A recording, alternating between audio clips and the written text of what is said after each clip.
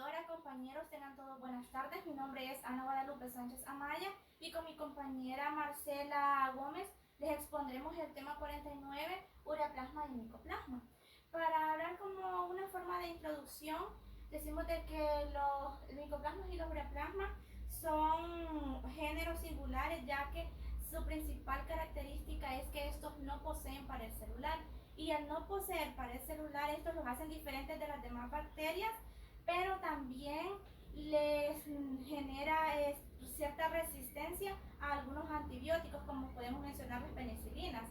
También podemos mencionar de que estos microorganismos son los más pequeños de la vida libre, ya que su diámetro mide de 0.2 a 0.3 milímetros. En este tema lo vamos a dividir en dos partes. Yo les voy a hablar sobre el ureaplasma y mi compañera va a hablar sobre los micoplasmas. También a lo largo del tema les vamos a ir explicando las complicaciones clínicas que presenta lo que es el ureaplasma uralítico y las complicaciones que presentan los micoplasmas. También se les va a mencionar los tres micoplasmas con más importancia clínica. También hablaremos sobre tratamiento, prevención. Vamos a describir en sí en lo que consiste esta bacteria. Para iniciar ya con mi parte, tenemos lo que es el ureaplasma uralítico. En la descripción de la gente dice que el género ureaplasma contiene dos especies de importancia en los seres humanos, lo que es el ureaplasma uralítico, que es el de estudio en este momento, y el ureaplasma parvo. Dice que las bacterias del género ureaplasma se distinguen de los demás géneros de micoplasma por la producción de ureasa y por crecer solo en medios con pH ácidos. Hablando un poquito sobre las pruebas de laboratorio, adelantándolo, ¿verdad? Aquí nos dice algo muy importante, de que estos se caracterizan por la producción de ureasa, y para identificar a esta bacteria se tiene que llevar a un laboratorio para obtener una prueba de urea. Aquí en esta imagen podemos observar cómo se representa esta bacteria, que la podemos observar que no posee pared celular. En la clasificación y la epidemiología nos menciona de que el ureaplasma uralítico se ha asociado con una variedad de enfermedades, pero es una causa demostrada solo en alguna de ellas. Se asocia a muchas enfermedades, pero por ser una bacteria que no posee pared celular, aún carece de muchos estudios. Entonces, por eso sí, como por ejemplo en la uretritis nogonocóxica, sí se menciona lo que es que uno de los agentes infecciosos que lo produce es el ureaplasma, pero no hay tantos estudios de ello. También nos menciona que dice que el principal reservorio en las especies de ureaplasma es el ser humano. Es el aparato que se localiza, en el aparato genital de varones y de mujeres con vida sexual activa. Esto quiere decir de que el ureaplasma uralítico esta bacteria anda en todo el mundo, y que toda persona con vida sexual activa y que no use un método de prevención, como en este caso sería el condón, que tanto es un método anticonceptivo como es un método para prevenir enfermedades de transmisión sexual. Entonces, todos están expuestos a adquirir esta enfermedad. Dice que la mayoría de los adultos en el mundo adquieren al menos una infección de transmisión sexual, y en muchos persiste el riesgo de padecer complicaciones. Todas las personas, recalcando lo que tienen una vida sexual activa, y que no lo hacen con responsabilidad, que no usan un método de prevención, están expuestos a cualquier enfermedad de transmisión sexual, no solo a ureaplasma uralítico. Como mencionamos mucho lo de enfermedades de transmisión sexual y las relacionamos al ureaplasma uralítico, ¿por qué? Porque este micoplasma afecta en lo que es el área urogenital. Entonces la podemos relacionar tanto a enfermedades de las vías urinarias, infección de las vías urinarias, como también a infecciones de transmisión sexual. Aquí nos presenta un cuadro sobre los microorganismos transmisibles y transmitidos sexualmente. En este cuadro, nos presenta 3 secciones. En cada sección nos menciona bacterias y virus que producen enfermedad de transmisión sexual. En el primer apartado dice que los transmitidos entre adultos principalmente a través del coito. Entre las bacterias tenemos las principales, que es la Neisseria gonorrhoeae, la Chlamydia trachomatis, el uroplasma urolítico y el Mycoplasma genitalium, entre las más resaltantes, ¿verdad? También hay otras. También en los virus podemos encontrar lo que es el virus del VIH de tipo 1 y el tipo 2. También está el virus linfotrópico de los linfocitos T humanos de tipo 1. También podemos encontrar lo que es virus de la hepatitis B, los virus de los moluscos contagiosos y entre otros agentes infecciosos están los triconomas vaginalis. Luego tenemos en el otro apartado las transmisiones sexual discretas en forma repetida, pero no bien definidas o que no es el modo predominante de transmisión. Esto nos quiere decir de que están estas bacterias de que pueden causar algunas enfermedades de transmisión sexual, pero no quiere decir de que esa enfermedad la causa solo esta bacteria, sino que esta puede causarla, pero también hay otras más importantes. Aquí también nos menciona lo que es el Mycoplasma hominis, los Streptococcus del grupo B, también algunas de las familias de los Helicobacter, entre otras. También tenemos en lo que son los virus, los citomegalovirus, los virus linfotrópicos de los linfocitos T humanos tipo 2. También tenemos lo que es el virus C de la hepatitis, el virus D de la hepatitis, el virus de herpes simple, pero en este el tipo 1, entre otros. Y en otros agentes infecciosos está la Candida albicans, entre otras. Y en el último apartado nos está mencionando la transmisión por contacto sexual oral fecal. Cuando dice oral fecal, aquí nos está haciendo referencia a que va más inclinada a las bacterias de que pueden producir enfermedades de transmisión sexual en los homosexuales, porque aquí nos menciona de que dice de que entre los varones que tienen relaciones sexuales con otros varones.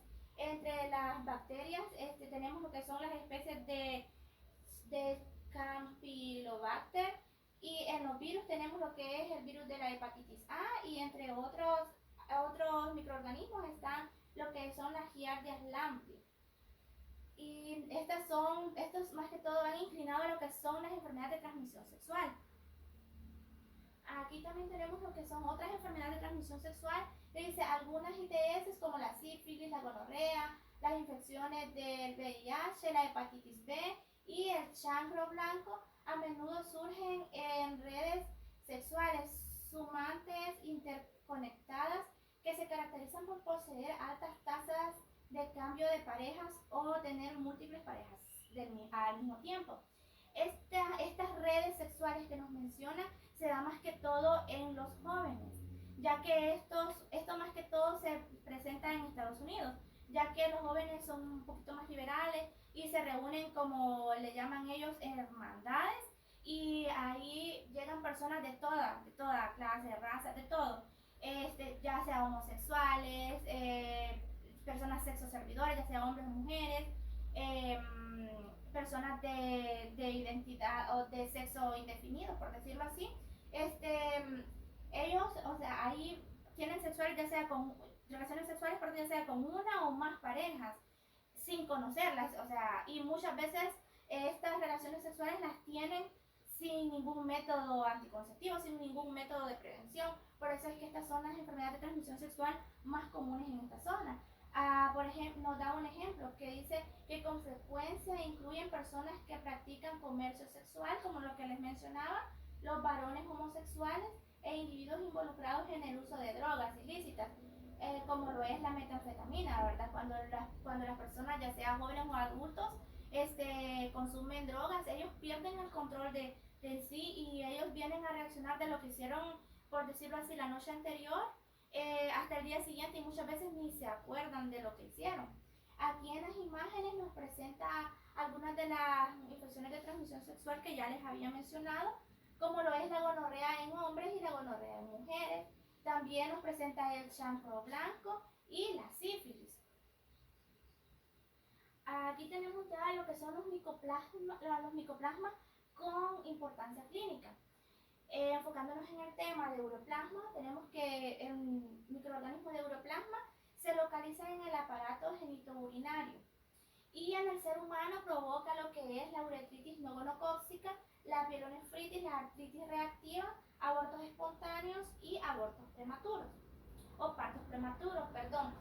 De estas enfermedades mencionadas, nosotros les vamos a describir lo que es la uretritis no gonocócica, tanto en hombres como en mujeres, y la artritis reactiva. Tenemos que la uretritis en varones dice que este es un síndrome clínico más frecuente en las enfermedades de transmisión sexual en hombres y que consiste en la inflamación de la capa celular que reviste el conducto uretral. Como pueden observar en aquella imagen, podemos ver que es un pene donde está saliendo secreción de la uretra. Esta uretritis en varones se caracteriza, también en mujeres se caracteriza porque tienen una secreción purulenta, pues estas secreciones se caracterizan por ser abundantes, por ser espesas y por su color que es entre verdoso, amarillento muy intenso. Luego tenemos lo que es la uretritis en la mujer. Dice de que las principales bacterias que causan la uretritis en la mujer es la clamidia trachomatis y la Neisseria gonorrhoeae y en ocasiones el HS, que originan una uretritis sintomática denominada síndrome uretral en la mujer. Pero el siguiente apartado nos menciona de que las mujeres no suelen presentar síntomas, pero sí flujo vaginal, poliaquia y tenesmo vesical, dolor pélvico y síntomas de uretritis. Aquí podemos observar en esta imagen que se puede apreciar mejor que en la anterior que el principal síntoma de la uretritis es las secreciones. Aquí pueden observar que es una secreción espesa, abundante. Uno de los problemas más grandes de lo que tiene el uroplasma es de que es una bacteria que no siempre presenta síntomas, más que todo en las mujeres. Esto que nos indica de que una persona puede padecer esta enfermedad, pero no se da cuenta porque no tiene ningún síntoma y puede andar infectando a muchas personas sin ella ser consciente de que lo está haciendo. Luego tenemos lo que es el reservorio. Los estudios que se han realizado de uroplasma se han descubierto en los seres humanos. También tenemos el periodo de incubación que es de entre 7 y 20 días. En lo que es el periodo de transmisión, dice de que una persona infectada con uretritis no gonocócica puede transmitirla desde el momento que está infectada hasta su cura. ¿Qué nos indica esto? De que una persona que tiene uretritis que ha sido infectada de uretritis no gonocócica puede transmitirla desde unas horas después de haber tenido una relación sexual. En el mecanismo de transmisión, pues como ya les mencionaba anteriormente, que esta enfermedad se transmite mediante contacto sexual, ya sea vaginal, oral o rectal, o anal, perdón. Y también la madre puede pasárselo al bebé durante el parto perinatal. En la susceptibilidad, esta pues es en general, ya que afecta tanto a mujeres como hombres mayores, mujeres y hombres jóvenes, a adolescentes, y también nos menciona de que la madre puede infectar al niño en el parto.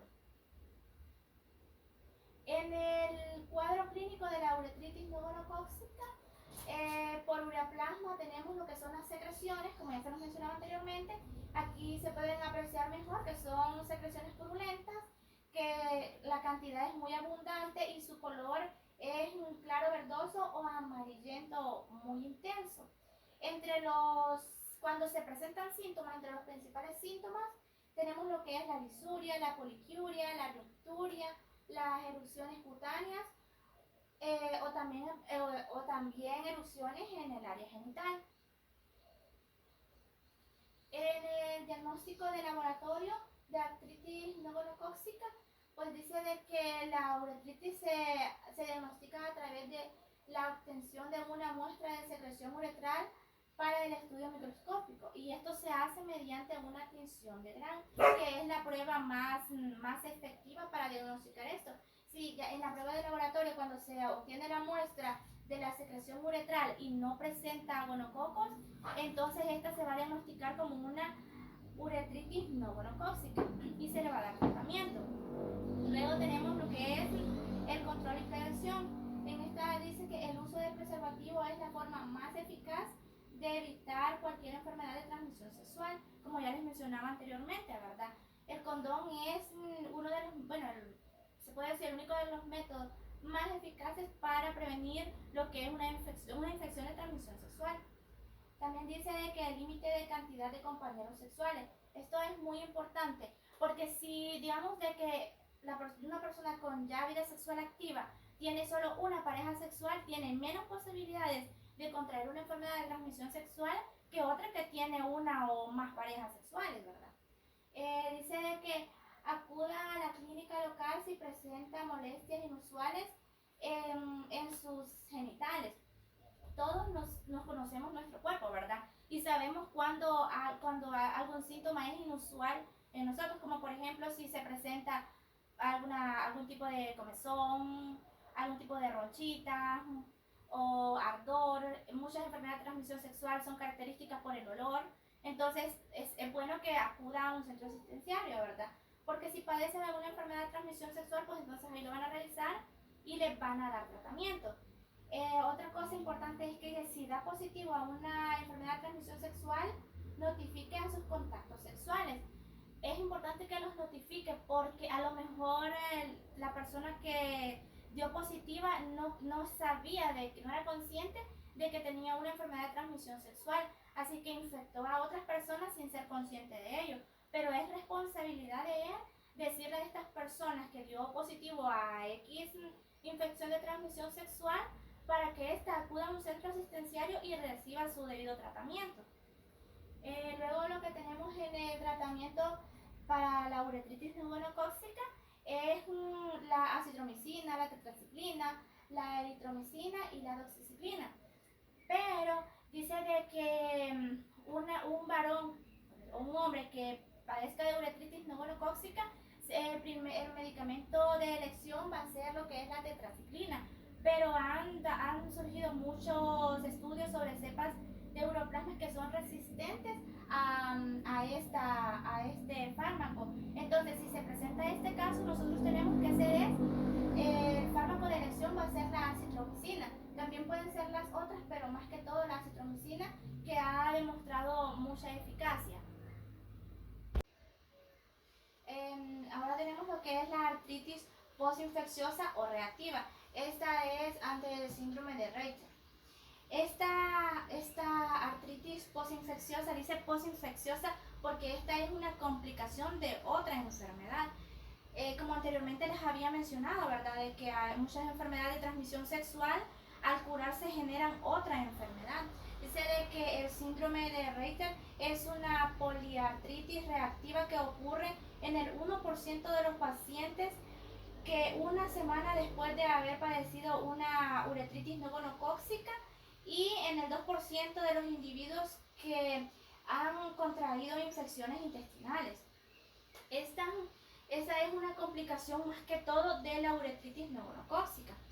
En esta imagen ustedes pueden observar que el área donde está afectando esta bacteria es en el área urogenital, entonces por eso también se clasifica como una enfermedad de transmisión sexual y también puede generar algunas infecciones urinarias.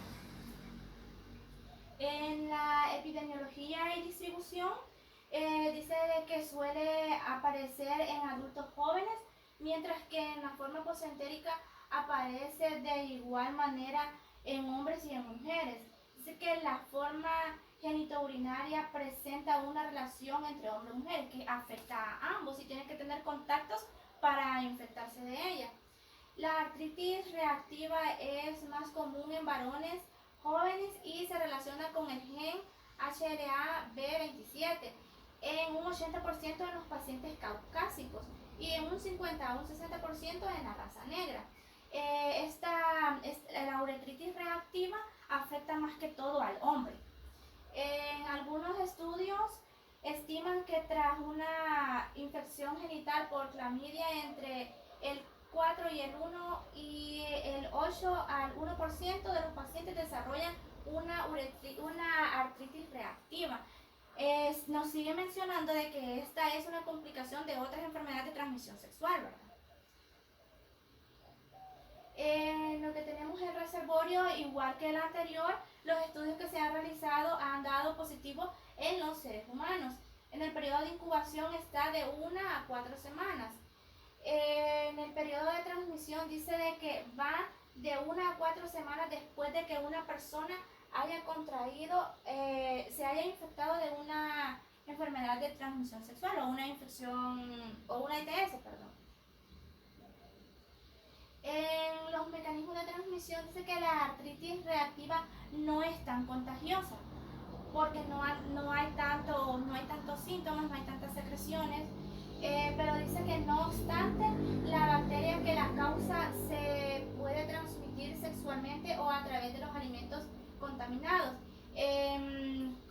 Donde dice que las bacterias que la pueden transmitir, pues tenemos los que ya les había mencionado anteriormente, el tema en estudio que es el uroplasma ureolítico, también están las clamidias y entre las que se transmiten por alimentos contaminados están lo que es la Helicobacter pylori y entre otras. Luego dice que la susceptibilidad, los hombres tienen más probabilidades que las mujeres de desarrollar artritis reactiva en respuesta a bacterias de transmisión sexual.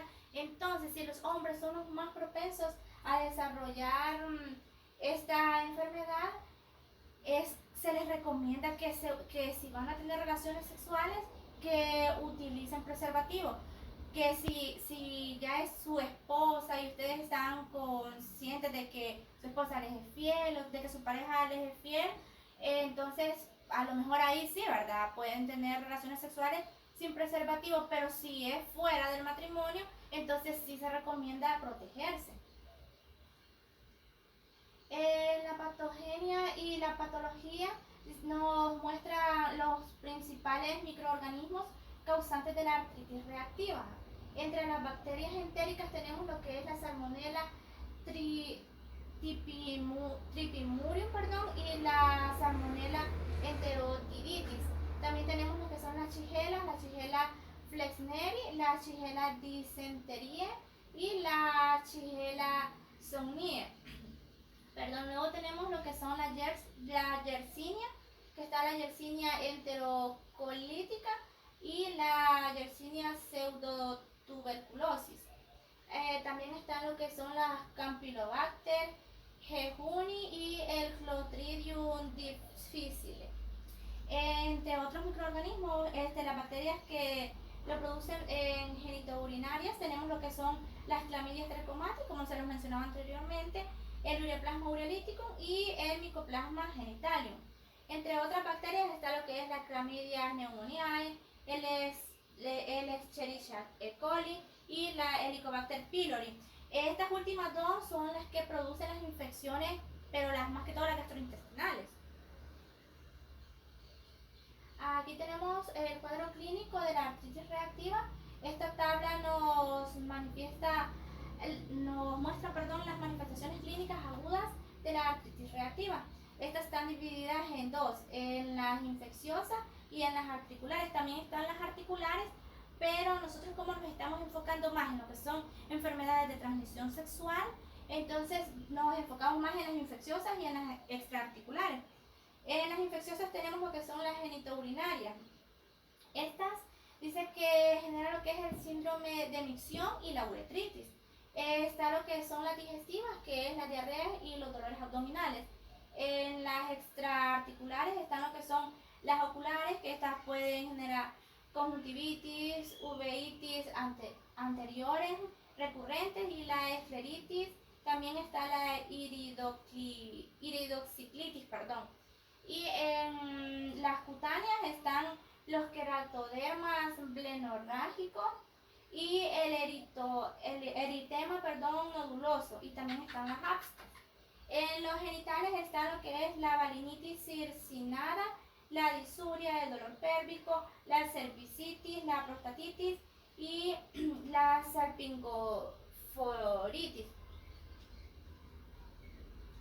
Estas son las anteriormente ya les había mostrado manifestaciones clínicas, ¿verdad? Pero estas son las que más sobresalen en la artritis reactiva, o las que primero se dan a conocer. En las oculares está lo que es la conjuntivitis, que ustedes pueden observar ahí a un señor con el ojo rojo, que esta es una inflamación en su ojo. Luego tenemos lo que es la queratodermia blenorrágico, que ustedes lo pueden observar de que esto es la más frecuente de todas las manifestaciones cutáneas, que se presentan como una erupción papulosa, escamosa e indolora, como ustedes lo pueden observar ahí, que son protuberancias, o lesiones bastante abultadas y así como tipo escamas bien definidas. Dice de que esto se observa más que todo en la planta del pie, como ustedes lo pueden observar ahí, pero no presentan tanto dolor, o en muchas ocasiones no duelen. También está lo que es la balinitis circinada, que esta más que todo es una inflamación en el glande.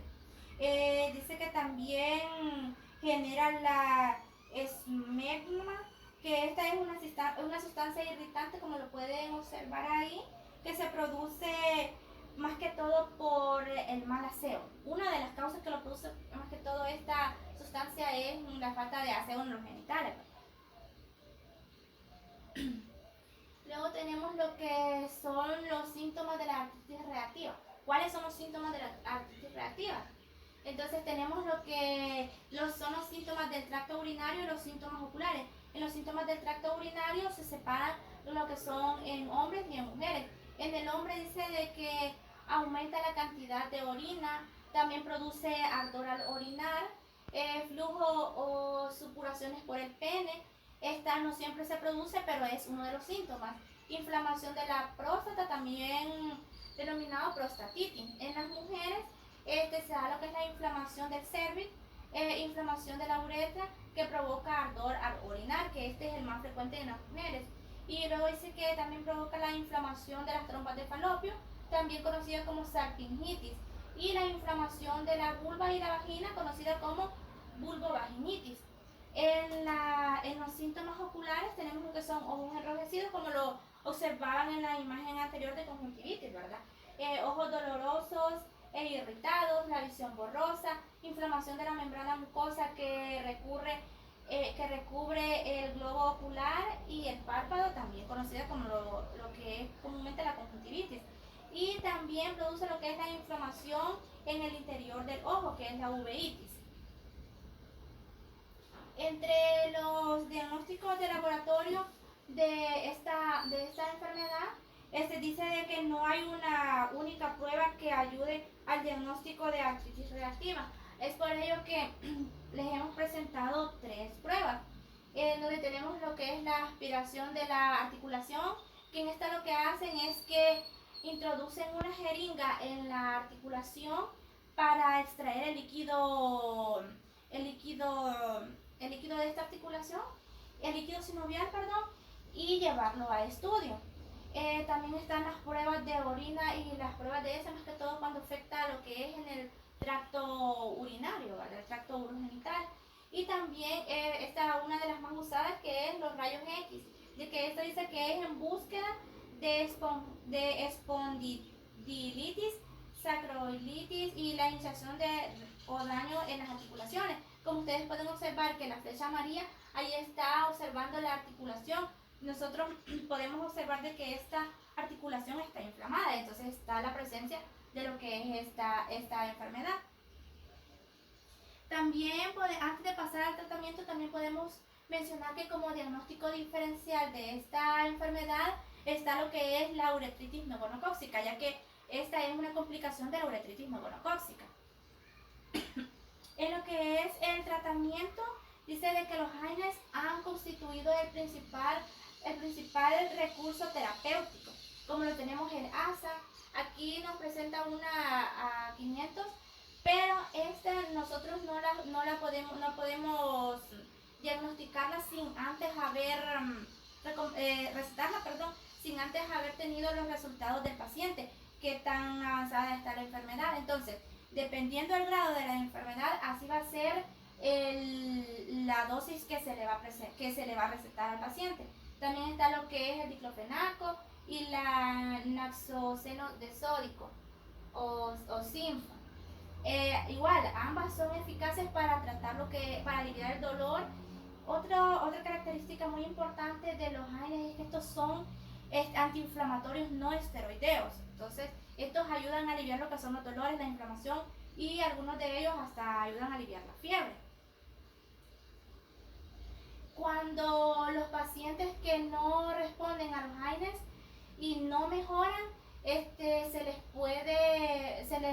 nosotros pasamos a recetarle lo que es el metotrexato, perdón, y esto lo vamos a recomendar de 7.5 a 20 miligramos por vía oral a la semana. También está lo que es la sulfasalina, perdón, que esta es de 1000 miligramos, perdón, y también es por vía oral, y esta se va a recomendar 2 veces al día. Pero la mayoría de estos medicamentos siempre van a ser por vía oral. Ya el médico va a decidir si ya él decide otra vía de administración de medicamentos. Pero por lo general siempre son vía oral, y es importante no automedicarnos. Es importante que si se padece de una enfermedad de transmisión sexual, muchas personas no acuden a los centros asistenciarios por temor o por pena o por ser discriminados, pero no, el sistema de salud está para atenderles, para brindarles la mejor atención, y no hay que tener miedo ni pena para asistir a ellos, ya que muchas enfermedades de transmisión sexual pueden generar, inclusive en mujeres, hasta cáncer cervical. Entonces podemos evitar llegar hasta este punto haciendo nuestros chequeos. Si se tiene vida sexual activa, usar el condón, ya sea tanto el condón femenino o en el hombre el condón masculino, y sobre todo no tener muchas parejas sexuales. Aquí finaliza mi participación, queda mi compañera describiendo lo que son los micoplasmas. Mi nombre es Marcela Estefanía Salgado Gómez y me corresponde desarrollar el apartado de micoplasma. Como introducción y descripción de la gente, los estudios nos plantean que los microorganismos de micoplasma y uroplasma son las bacterias más pequeñas de vida libre y son peculiares debido a la ausencia de pared celular y a la presencia de esteroles en su membrana celular. Por el contrario, otras bacterias que carecen de pared celular, conocidas como forma L, estas no poseen esteroles en la membrana celular y pueden formar paredes celulares en condiciones de crecimiento adecuadas. La ausencia de pared celular confiere resistencia a los micoplasmas frente a las penicilinas, las cefalosporinas, las vancomicinas y también otros antibióticos que interfieren en la síntesis de la pared celular. Los micoplasmas adoptan pleoformas que van desde cocos de 0.2 a 0.3 milímetros hasta bacilos de 0.1 a 0.2 milímetros de ancho y 1.2 milímetros de longitud. Muchos pueden atravesar los filtros de 0.45 milímetros que se emplean para eliminar las bacterias de las soluciones, y eso es por eso que inicialmente los micoplasmas se pensó que eran virus. Sin embargo, estos microorganismos se dividen por fisión binaria, que es el típico de todas las bacterias, y crecen en medios artificiales acelulares y contienen tanto ácido ribonucleico como ácido desoxirribonucleico. Los micoplasmas son anaerobios facultativos, excepto el micoplasma pneumoniae, que es un aerobio estricto, y necesitan esteroles exógenos que les proporcionan el suero animal que añade al medio de crecimiento. También menciona acá que los micoplasmas crecen lentamente con un tiempo de generación de 1 a 6 horas y la mayoría forma colonias pequeñas que resultan difíciles de detectar sin una incubación prolongada. ¿Esto por qué? Pues debido a la ausencia de pared celular, ya antes mencionada, y las proteínas de membrana. Estos antígenos tienen una reactividad cruzada con los tejidos del ser humano y con otras bacterias. Muy bien. En cuanto a la historia, se han identificado más de 200 especies de bacterias molícutes. Estas bacterias pues son sin pared celular, como mínimo 16 de ellas, según los expertos, son de origen humano, en tanto que otras se han aislado también pues en animales y plantas. Nosotros nos vamos a centrar más en los seres humanos cuando hablamos de la historia. Pues en los seres humanos hay 4 especies que son de importancia principal. Aquí podemos leerlas, están las 4. Tenemos el Mycoplasma pneumoniae que causa neumonía y se le ha vinculado con infecciones articulares y de otros sitios. Tenemos también el Mycoplasma hominis que a veces causa fiebre puerperal y se le ha identificado junto con otras bacterias e infecciones de trompas uterinas. Tenemos el Ureaplasma urealecticum. Este es causada de uretritis no gonocócica y normalmente pues en varones puede ocasionar neupatías de prematuros también de bajo peso. Tenemos también el Mycoplasma genital, que está relacionado estrechamente, está muy relacionado con el Mycoplasma pneumoniae y se ha dicho que causa infecciones pues uretrales y también de otro tipo.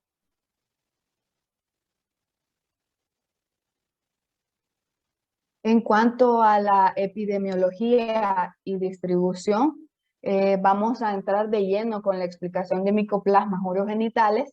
Tenemos que el Mycoplasma hominis y Mycoplasma genital, estas pueden causar enfermedad en el aparato urogenital. La importancia del aislamiento de estos microorganismos en varios síndromes, pues se desconoce y en algunos casos pues aún se está investigando incluso. Nos menciona acá que los micoplasmas urogenitales pueden transmitirse al feto durante su paso por el canal del parto colonizado, del contacto sexual, constituyen la modalidad principal de transmisión y el riesgo de colonización aumenta de manera impresionante con el número de parejas sexuales. Muy bien, en las mujeres asintomáticas, estos micoplasmas pueden observarse en todo el aparato urogenital bajo. La vagina aloja el número más alto de microorganismos. Las estructuras con más densidad de colonización pues son el área periuretal y el cuello uterino. Aquí también podemos mencionar sobre las ureoplasmas que se aíslan con menos frecuencia de la orina que en el cuello uterino. ¿Por qué menciono las ureoplasmas? Solo para hacer una comparación, porque el Mycoplasma hominis se detecta con casi la misma frecuencia en los dos sitios. Y bueno, también tenemos que los ureoplasmas se aíslan en la vagina del 40 al 80% de las mujeres asintomáticas con actividad sexual. Y en cambio, el Mycoplasma hominis presenta en el 21 al 70%. Los dos microorganismos coexisten en 31 y 60% de las mujeres. Y pues en los varones la colonización por estos microorganismos tienen una prevalencia más baja, no inexistente, pero sí más baja. Se han aislado micoplasmas de la orina, en el semen y la uretra distal en varones asintomáticos. En general, y muy importante pues de mencionar en esta parte, tenemos que los micoplasmas en genitales se propagan por contacto genital o bucogenital, y también se pueden transmitir junto con otros patógenos de transmisión siempre sexual. Las prácticas sexuales seguras deben reducir su diseminación, ya que no se cuenta con vacunas para proteger a pacientes de ataques, de este ataque de tales microorganismos. Acá tenemos manifestaciones clínicas para micoplasma urogenital.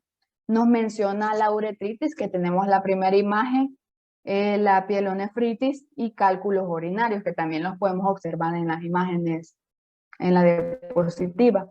En muchos episodios de uretritis no gonocócica negativa a clamidia, los ureoplasmas podrían ser el factor causal. Estos microorganismos también provocan síntomas miccionales crónicos siempre en las mujeres. La presencia frecuente de ureoplasmas en la uretra de varones asintomáticos sugiere ya sea que solo ciertos serotipos son patógenos o que debe haber factores predisponentes como falta de inmunidad, específicamente en personas que padecen infección sintomática. El micoplasma genital también induce uretritis, y ni micoplasma genital ni los uroplasmas tienen que ver con la próstata. Esto no es importante recalcar porque no se emplea en esa parte. El micoplasma hominis no parece tener una función causal importante en la uretritis y la epididimitis o la próstatis. La evidencia sugiere que Mycoplasma hominis produce hasta 5% de los casos de pielonefritis aguda.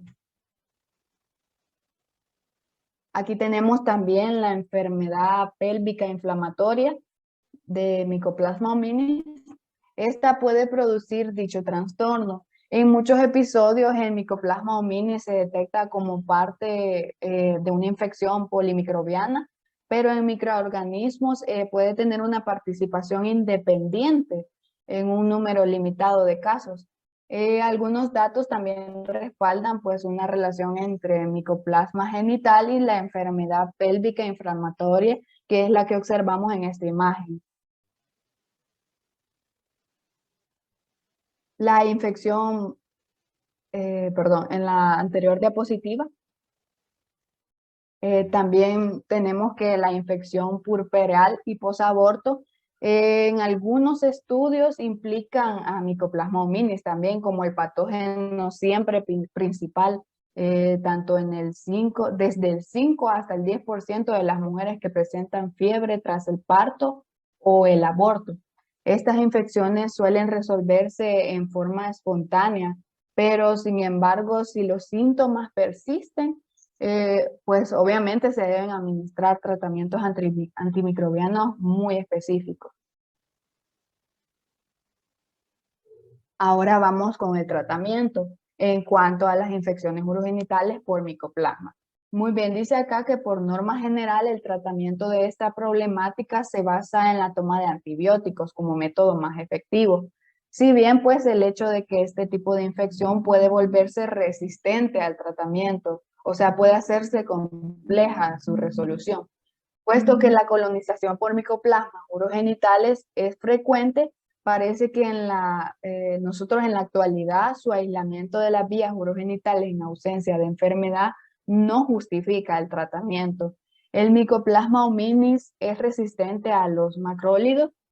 La doxiciclina suele ser el fármaco de elección para infecciones por Mycoplasma hominis, aunque se informan casos también de resistencia. La clindamicina también suele ser activa contra el Mycoplasma hominis.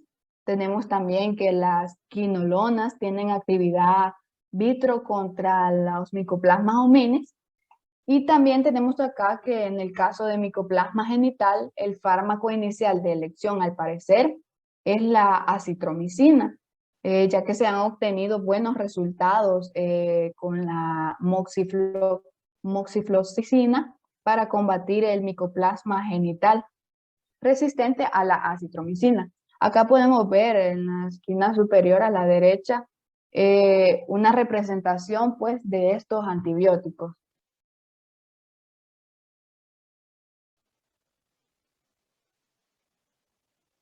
Ahora tenemos el Mycoplasma pneumoniae. Vamos a comenzar también, asimismo como llevamos la secuencia con Mycoplasma genital, vamos a comenzar con su epidemiología. Tenemos que la infección por Mycoplasma pneumoniae se detecta absolutamente en todo el mundo y es probable que la incidencia de la enfermedad en vías respiratorias altas por Mycoplasma pneumoniae sea hasta 20 veces la de neumonía que ocasiona este microorganismo.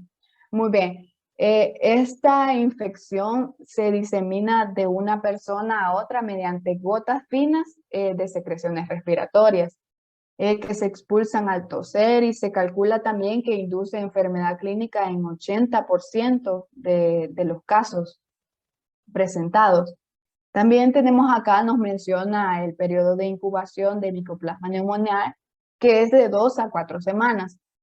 Por ende, al leer esto, tenemos que la evolución temporal de la infección de una población específica puede ser de varias semanas. Tenemos también acá, nos menciona las tasas de enfermedad intrafamiliar que alcanzan hasta el 84% entre los niños y el 41% en los adultos. Es frecuente que se presenten brotes de enfermedad por Mycoplasma pneumoniae en instituciones. También como cuando mencionamos instituciones podemos decir bases militares, escuelas con internados y actividades como campamentos u otras.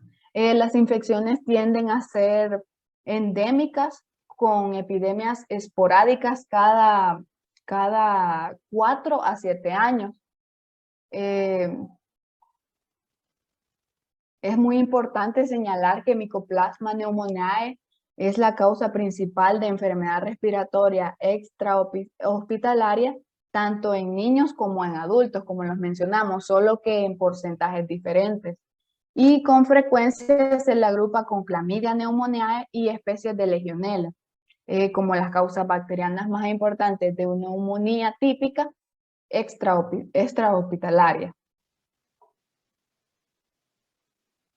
Acá tenemos presentes también manifestaciones clínicas de Mycoplasma pneumoniae. Tenemos las infecciones de vías respiratorias altas y neumonía. Las infecciones agudas por Mycoplasma pneumoniae suelen manifestarse como faringitis, traqueobronquitis, enfermedad reactiva de vías respiratorias o sibilancias. O síndrome respiratorio inespecífico de vías respiratorias, pero de forma superior. Hay pocos datos que respaldan la opinión generalizada de que este microorganismo es una causa importante de otitis media o con o sin meningitis ampollosa. También nos menciona acá que la neumonía aparece del 3 al 13% de los individuos infectados, perdón. Su inicio suele ser gradual en el transcurso de varios días, pero puede ser más abrupta. Si bien también nos menciona aquí que la neumonía por micoplasma puede iniciar con irritación, que aquí tenemos representaciones de las que voy a mencionar. Irritación faríngea, el síntoma de presentación más frecuente pues es la tos. Lo habitual es que la tos no sea productiva, pero en algunos pacientes presentan expectoración. También puede presentar cefalea, malestar general, escalofríos incluso, junto con fiebre. Y se observan en casi pues todos los casos. Acá tenemos una micografía electrónica de Mycoplasma pneumoniae. Esta está fijada a las células ciliadas del epitelio de vías respiratorias en una muestra de esputo, pues de una persona con neumonía por dicho microorganismo, que es el de Pneumoniae, comprobada en cultivo. Los microorganismos se detectan en el borde luminal que están fijados pues entre los cilios.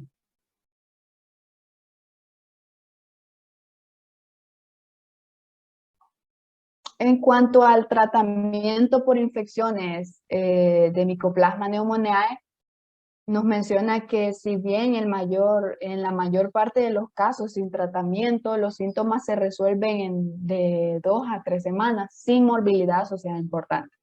La neumonía por Mycoplasma pneumoniae puede presentar una enfermedad grave que responde a un tratamiento antimicrobiano apropiado.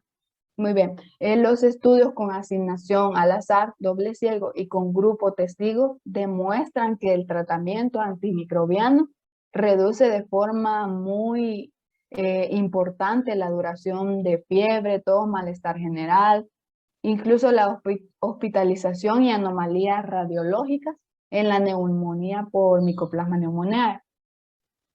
Las opciones terapéuticas para la infección aguda por Mycoplasma pneumoniae son macrólidos, también las tetraciclinas y los fluoroquinolonas con actividad, pues, por ende, en vías respiratorias, porque es donde se espera el resultado.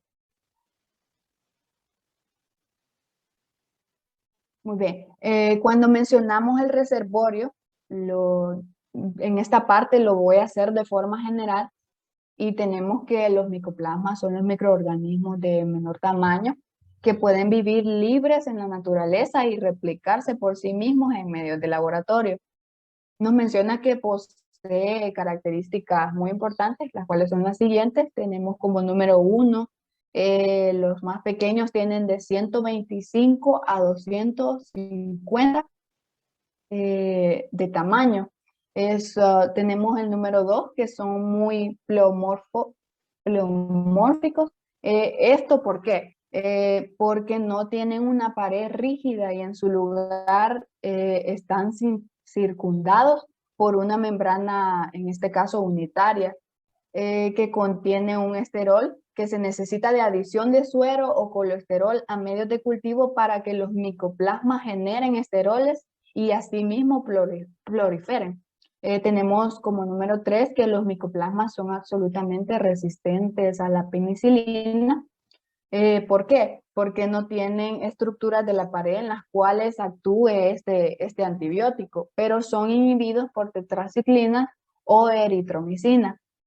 Como número 4 tenemos los micoplasmas que se producen en medios acelulares. Estos medios acelulares pues se refieren en el agar, el centro de toda la colonia, que está situado de manera característica por debajo pues de su superficie. Tenemos como número 5 la proliferación de micoplasmas, que es inhibida por anticuerpos específicos. Y por último, la número 6, que los micoplasmas muestran pues afinidad por membranas de células en mamíferos. En cuanto a su periodo de incubación, pues la duración de incubación varía de 2 a 4 días en el caso de organismos como Mycoplasma hominis y hasta 4 semanas cuando se trata del Mycoplasma pneumoniae.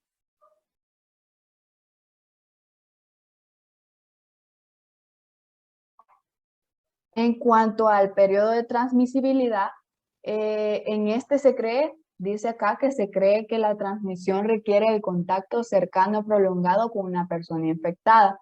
El contagio se puede dar en familias, colegios e instituciones y ocurre pues lentamente. El periodo de contagio es probablemente de 10 días y ocasionalmente también puede ser incluso más de 10 días, o sea, más largo. En cuanto al mecanismo de transmisión del micoplasma genital, su forma de contagio es a través de las relaciones sexuales no protegidas. Y el micoplasma pneumoniae se transmite de persona a persona por medio de secreciones, pues como ya antes habíamos mencionado, secreciones respiratorias infectadas. Y pues su susceptibilidad es en general, en cuanto a las dos mencionadas. Acá presentamos un cuadro clínico que nos vamos a centrar en la enfermedad inflamatoria pélvica. Acá dice que el término enfermedad inflamatoria pélvica por lo general se refiere a la infección que asciende del cuello uterino o la vagina al endometrio o las trompas de falopio. Muy bien. Esta infección en ocasiones se extiende fuera del aparato reproductor hasta originar puede ser una peritonitis pélvica, una peritonitis generalizada, una perihepatitis o un acceso pélvico. Rara vez en mujeres, sobre todo en mujeres jóvenes, una infección independiente de las STI se extiende en forma secundaria hasta los órganos pélvicos, a partir pues de focos adyacentes de inflamación, por ejemplo la apendicitis y el litis regional o diverculitis.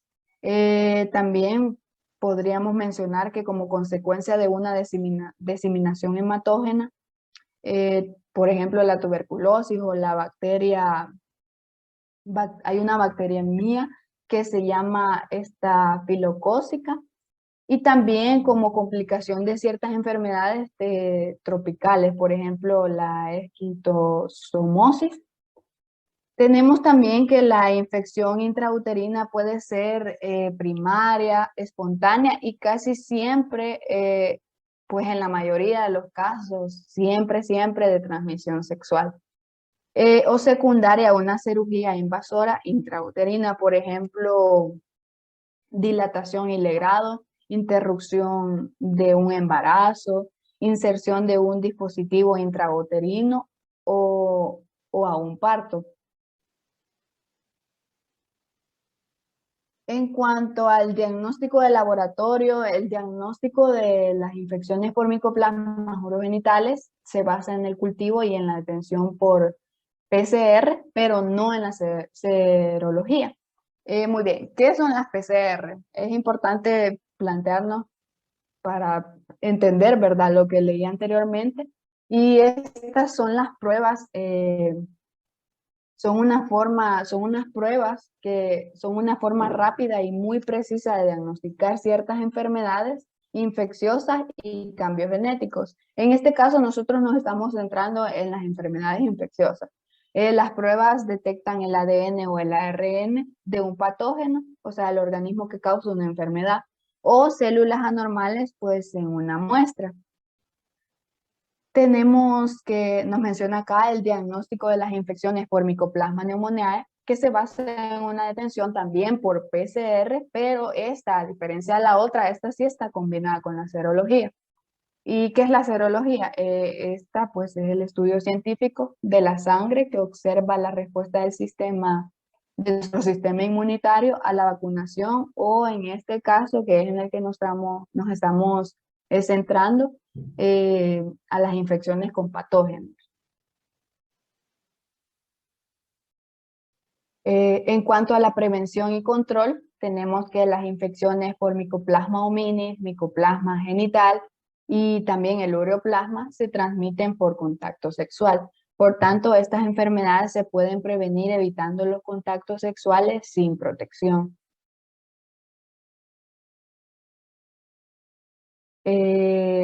Para prevenir y contener las STI es necesario aplicar estas prevenciones que van a ser mencionadas.